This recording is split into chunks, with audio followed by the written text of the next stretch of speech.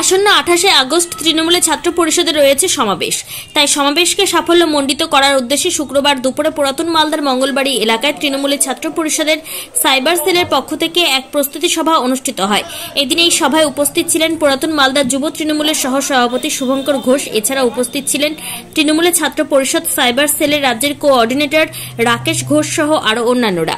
এদিনের এই সভার মূল উদ্দেশ্য ছিল আসন্ন সমাবেশকে সাফল্যমণ্ডিত এবং সেই সমাবেশের জন্য কি কি করণীয় রয়েছে সেগুলো নিয়ে বিস্তারিত আলোচনা করা হয়।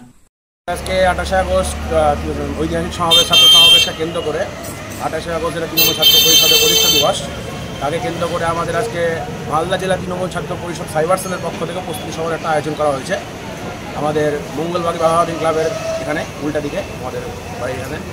তো আমরা ঐতিহাসিকভাবে আমাদের আজকে সোশ্যাল মিডিয়ার পক্ষ থেকে আমরা যেটা আমাদের আইটি সেলের থেকে আমরা করছি ছাত্র সমাবেশের থেকে, মানে যে ঐতিহাসিক ছাত্র সমাবেশের পক্ষ থেকে।